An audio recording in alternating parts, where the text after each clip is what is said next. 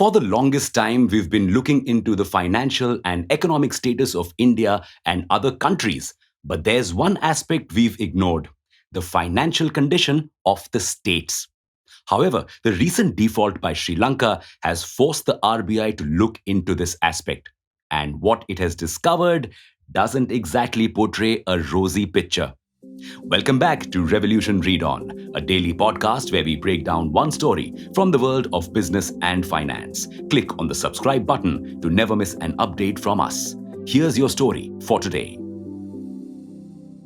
During 2011 to 2019, the states' average gross fiscal deficit, that's the gap between the states' revenue and their expenditure, to gross state domestic product ratio, that's the total volume of all finished goods and services produced by a state in a particular period, was around 2.5%. This was comfortably below the set risk limit of 3%. However, things have changed since. Yes, once again, pandemic is the trigger event that has upset this ratio for many states. This not only reduced the states' revenue, but also increased the cost of their welfare schemes. What's more, many of these states already had a lot of freebie schemes going on. Schemes that offered subsidized electricity and water, farm loan waivers, and pensions. Now, to you and I, this sounds great because who doesn't like free stuff? But this often comes at a heavy cost for the governments. Like 35% of Telangana's revenue receipts go towards these schemes. And for other states, this amount ranges from 5 to 19% of the revenue. To fund these policies, states have to borrow an extraordinary amount of money, which has raised their debts. For instance, Punjab alone has a debt of 2.63 lakh crore rupees, and the state government's expenditure on subsidies has grown by 12.9% and 11.2% in 2020-21 and 2021-22 respectively. Now, the catch is that these states have a net borrowing ceiling, meaning they cannot borrow an endless amount of money. The ceiling is fixed at 8.57 lakh crore rupees, or 3.5% of the GDP for 2022-23. But some states are mortgaging state assets like municipal parks, courts, and so on to secure more loans. States like Andhra Pradesh, Uttar Pradesh, Punjab, Himachal Pradesh, and Madhya Pradesh have raised up to 47,316 crore rupees this way. This could be dangerous, especially as most states already have a lot of financial risks. Many of these states have a high amount of outstanding guarantees. What's that, you ask? You see, often state public sector enterprises that aren't doing that well need loans.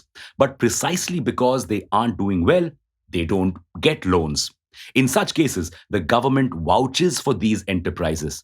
But just a verbal guarantee isn't enough. So these governments have to guarantee that they will pay back the loan in case enterprises aren't able to. Now, some states have given lots of such guarantees, which is a risky move. If too many companies default, the state will have a heavy burden to bear. Furthermore, these states give away free or subsidized electricity, which helps the public a lot. But this means power distribution companies or discoms don't have enough money to pay companies and plants that generate power.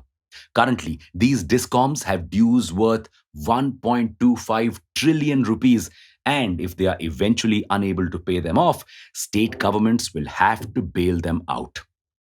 While some states will be able to bear this cost, it may drown out the five most indebted states: Punjab, Rajasthan, Kerala, Bihar, and West Bengal, especially because these states' revenue has been growing very slowly. Instead of investing their revenue in infrastructure and creating other assets, a move that would generate more money, they've been using this money to fund the freebie schemes that do not help generate revenue. Wondering what happens when a state doesn't have enough money to pay off debts? Either the states will have to borrow more money from the RBI, potentially entering a debt trap, or the central government will have to rescue the state government. Both these means are a drain on the country's resources and will increase our overall fiscal deficit. So, what's the solution? According to the RBI and the SBI, the debts of Punjab, Rajasthan, Kerala, Bihar, and West Bengal and their freebie schemes aren't sustainable. And some other states are also in trouble. This can be fixed by either establishing a council that will oversee and evaluate the financial condition and debt of the states. Or the government could introduce tax benefit models for states, which would give them an incentive to reduce debt and fiscal deficit. Furthermore, states themselves need to realize that a lot of freebie schemes are unsustainable at the moment. They need to focus on building infrastructure, developing new revenue streams, and all round development before they can introduce such welfare schemes. However, with inflation rising right now, we wonder what the impact on the common man would be if these schemes were to stop. Thank you for listening in. We hope you found this episode informative. We'll be back with more soon.